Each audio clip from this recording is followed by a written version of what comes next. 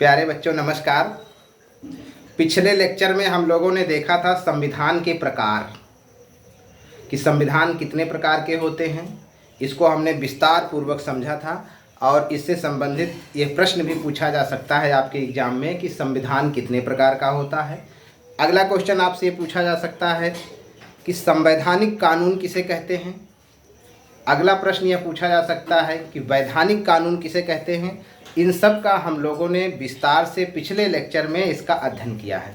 तो आज हम लोग पढ़ने वाले हैं राज्य के विषय में। अब आपका संविधान बनकर तैयार है, आप लोगों ने संविधान के विषय में पढ़ लिया, तो अब आपको ये देखना है कि संविधान को आखिर लागू कहाँ पर करना है। तो लागू करने के लिए हमारे पास स्टेट होना चाहिए, यानी कि राज्य होना चाहिए, जिसको हम लोग देश कहते हैं, कंट्री। तो जो देश का ऑफिशियल नेम है उसको हम लोग राज्य कहते हैं। सही मायने में क्या कहते हैं? राज्य, जिसको इंग्लिश में हम लोग कहते हैं स्टेट। तो यहाँ पर एक प्रश्न बनता है, बेसिक सी जानकारी है कि क्या उत्तर प्रदेश, राजस्थान, बिहार, बंगाल ये सब राज्य हैं कि नहीं हैं। तो जब हम राज्य के विषय में विस्तार से अध्ययन करेंगे तो हमको ये जानकारी मिलेगी, हमें पता चलेगा कि उत्तर प्रदेश, बंगाल, बिहार आदि ये राज्य नहीं हैं। ये केवल भारत के इकाई हैं, भारत के एक घटक हैं। शासन व्यवस्था को सुचारू रूप से चलाने के लिए भारत के अंदर इसको हम लोगों ने डिवाइड कर रखा है और इनका नामकरण किया हुआ है, जिसको आप लोग कह सकते हैं प्रदेश। प्रदेश कहते हैं, लेकिन ये सही मायने में राज्य नहीं है। उसका कारण हम लोग समझते हैं क्यों। क्योंकि राज्य को परिभाषित करने के लिए राज्य के निम्नलिखित 4 तत्व होते हैं। कौन कौन? नंबर 1, पर्याप्त जनसंख्या होनी चाहिए राज्य में। नंबर 2, उसका एक निश्चित भूभाग होना चाहिए। और नंबर 3, संप्रभुता होनी चाहिए। और नंबर 4, सरकार होनी चाहिए। तो प्यारे बच्चों, अब हमको यहाँ पर देखना है कि राज्य के जो बेसिक एलिमेंट्स हैं, उन बेसिक एलिमेंट्स में क्या ये जिसको हम लोग राज्य कहते हैं ये फिट बैठते हैं कि नहीं बैठते हैं। तो हमारा सबसे पहला एलिमेंट है कि पर्याप्त जनसंख्या होनी चाहिए, जो कि उत्तर प्रदेश या बिहार, बंगाल में पर्याप्त जनसंख्या है। दूसरा एलिमेंट्स ये है राज्य का कि उसका एक निश्चित भूभाग होना चाहिए, यह भी निश्चित भूभाग है इनके पास। और तीसरी कंडीशन ये है कि सरकार होनी चाहिए। तो यहाँ पर तीसरी कंडीशन भी फुलफिल होती है, उत्तर प्रदेश, बिहार, बंगाल की एक सरकार भी होती है।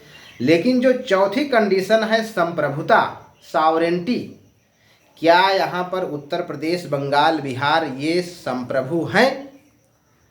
तो हम कह सकते हैं कि ये संप्रभु नहीं हैं। क्यों? क्योंकि संप्रभुता का तात्पर्य होता है कि वह किसी के अधीन नहीं होता है, अर्थात उस राज्य के अंदर उसके समकक्ष कोई सत्ता नहीं होनी चाहिए और बाहर से कोई ऐसा दबाव नहीं होना चाहिए कि जिसकी बात हम मानने के लिए बाध्य हों। तो आज हम लोग यहाँ पर एक बेसिक सा अंतर जान गए कि जिसको हम लोग राज्य कहते हैं वो राज्य है ही नहीं, बल्कि क्या है, ये प्रदेश हैं, भारत की इकाई या घटक हैं। लेकिन आप लोग इसको राज्य, हमें इसको नहीं बोलना चाहिए। तो आज हम लोग विस्तार से अध्ययन करेंगे राज्य किसे कहते हैं, राज्य के आवश्यक तत्व किसे कहते हैं, राज्य की उत्पत्ति कैसे हुई, इन सब के विषय में हम लोग अध्ययन करेंगे। तो आइए चलिए, हम लोग ने इसकी विस्तार से परिभाषाएं लिखी हुई हैं, आप लोग भी इस परिभाषा को समझिए और देखिए। राज्य, तो राज्य किसे कहते हैं? राज्य वह होता है जिसमें निम्नलिखित तत्व पाए जाते हैं। राज्य वह होता है जिसमें निम्नलिखित 4 तत्व पाए जाते हैं। नंबर एक क्या होनी चाहिए? पर्याप्त जनसंख्या होनी चाहिए। नंबर 2, एक निश्चित भूभाग होना चाहिए। नंबर 3, सरकार होनी चाहिए। और नंबर 4, संप्रभुता होनी चाहिए। तो हम लोग इसको विस्तार से देखेंगे कि पर्याप्त जनसंख्या तो अब पर्याप्त जनसंख्या क्या तात्पर्य है? पर्याप्त जनसंख्या का तात्पर्य है कि जनसंख्या राज्य का सबसे महत्वपूर्ण तत्व है। जनसंख्या राज्य का सबसे महत्वपूर्ण तत्व है। जनसंख्या के अभाव में राज्य का निर्माण संभव नहीं है। किसी राज्य में इतनी जनसंख्या होनी चाहिए कि वह राज्य अपनी शासन व्यवस्था को सुचारू रूप से चला सके। तो आप पर्याप्त जनसंख्या में ये चीजें लिख सकते हैं। नंबर दूसरी कंडीशन है राज्य होने की कि एक निश्चित भूभाग होना चाहिए। क्या होना चाहिए? एक निश्चित भूभाग। तो राज्य का भू क्षेत्र निश्चित होना चाहिए। राज्य का भू क्षेत्र निश्चित होना चाहिए। भू क्षेत्र के अंतर्गत न केवल उसका जमीनी भूभाग बल्कि उसके ऊपर का आकाश, उसमें पाए जाने वाले पशु पक्षी, नदी, झील व तालाब सब शामिल होते हैं। आप समझ रहे हैं कि निश्चित भूभाग का मतलब क्या है कि ना केवल उसका जमीनी भूभाग बल्कि उसका आकाश, उसमें पाए जाने वाले पशु पक्षी, नदी, तालाब, झील आदि सब शामिल हैं, तब आप उसका एक निश्चित भूभाग जाकर बनता है। यदि किसी राज्य के निकट समुद्र है तो उस समुद्र में 3 मील या 12 मील की दूरी तक उसका भूक्षेत्र माना जाता है। यदि किसी राज्य के निकट समुद्र है तो समुद्र में 3 मील या 12 मील की दूरी तक उसका भूक्षेत्र माना जाता है। जैसे भारत का भूक्षेत्र समुद्र में 12 मील की दूरी तक माना गया है।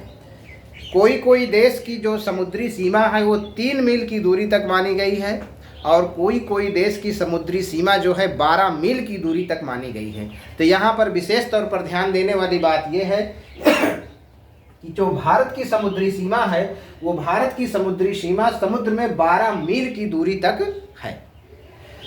आपकी दूसरी कंडीशन आपने देख लिया। तीसरे नंबर पर आती है सरकार। तो सरकार राज्य का तीसरा महत्वपूर्ण तत्व है। सरकार राज्य का तीसरा महत्वपूर्ण तत्व है। राज्य एक अमूर्त संस्था है और सरकार उसका मूर्त रूप है। राज्य जो है एक अमूर्त संस्था है। मूर्त, अमूर्त, इन सब का हम लोग विस्तार से अध्ययन करेंगे। तो यहाँ पर आप देखिए कि राज्य जो है एक अमूर्त संस्था है और सरकार उसका मूर्त रूप है। राज्य की नीतियों को सरकार ही राष्ट्रीय व अंतर्राष्ट्रीय स्तर पर लागू करती है। राज्य अस्थायी होता है लेकिन सरकार अस्थायी नहीं होती है। सैद्धांतिक रूप से सरकार राज्य का एक अंग होती है लेकिन व्यवहारिक रूप से दोनों एक दूसरे के पूरक होते हैं। तो यहाँ पर ध्यान देने वाली बात यह है कि सरकार जो राज्य होने की तीसरी कंडीशन है, अर्थात जब राज्य रहेगा तो उसमें सरकार भी होनी चाहिए। जो चौथी कंडीशन और वेरी इंपॉर्टेंट कंडीशन क्या है? संप्रभुता। संप्रभुता को इंग्लिश में बोलते हैं सॉवरेंटी। संप्रभुता को अंग्रेजी में क्या बोलते हैं? सॉवरेंटी। संप्रभुता राज्य का प्राण तत्व है। संप्रभुता राज्य का प्राण तत्व है। संप्रभुता के अभाव में राज्य की कल्पना ही नहीं की जा सकती। संप्रभुता का तात्पर्य राज्य के अंदर उसके समकक्ष कोई और सत्ता नहीं होनी चाहिए और राज्य के बाहर वह किसी अन्य की बात मानने के लिए बाध्य नहीं होता है। संप्रभुता का तात्पर्य आप देख रहे हैं कि संप्रभुता यानी कि हम संप्रभु हैं। हमारे समकक्ष कोई दूसरी सत्ता नहीं होनी चाहिए और बाहरी किसी राज्य का ऐसा कोई दबाव नहीं होना चाहिए कि जो हम उसकी बात मानने के लिए बाध्य हों, तभी हम संप्रभु हैं, अदरवाइज हम संप्रभु नहीं हैं। तो हमने आज ये देखा प्यारे बच्चों कि राज्य किसे कहते हैं। जिस अर्थ में हम लोग उत्तर प्रदेश, बंगाल, बिहार को राज्य समझते हैं वो राज्य नहीं है। क्यों नहीं है? क्योंकि जो राज्य की चारों कंडीशनें हैं उस कंडीशन पर वो फिट नहीं बैठते हैं। और जो राज्य होते हैं सही मायने में जिसको हम लोग देश बोलते हैं, कंट्री, वो जो है उसका ऑफिशियल नेम क्या होता है? स्टेट होता है। तो आप देखेंगे कि आप भारत क्या है? भारत एक स्टेट है। पाकिस्तान क्या है? स्टेट है। अमेरिका, जापान, रूस, चाइना ये सब स्टेट हैं। ना कि जो हमारे राज्य के अंदर घटक या इकाई है उसको हमको स्टेट नहीं बोलना चाहिए, उसे हमें प्रदेश बोलना चाहिए, या भारत सरकार भारत के इकाई या घटक कह सकते हैं। तो जब हमने राज्य के चारों तत्वों को विस्तार से जान लिया तो हमें अपने भारत के विषय में भी थोड़ी सी जानकारी लेनी चाहिए। यहाँ पर हमने नोट बनाया हुआ है और इसको बहुत अच्छे तरीके से आपको समझाने का प्रयास किया है। स्वतंत्रता के पूर्व भारत राज्य नहीं था। स्वतंत्रता के पूर्व भारत राज्य नहीं था। क्यों नहीं था? क्योंकि स्वतंत्रता के पूर्व जो था अंग्रेजों का शासन हुआ करता था, तो जो हम संप्रभु नहीं थे। जब हम संप्रभु ही नहीं थे तो स्टेट कैसे हो गए?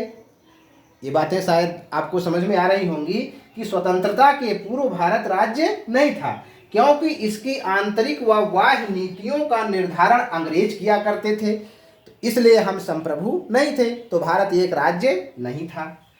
15 अगस्त 1947 के पहले 15 अगस्त 1947 के पहले भारत एक ब्रिटिश उपनिवेश था।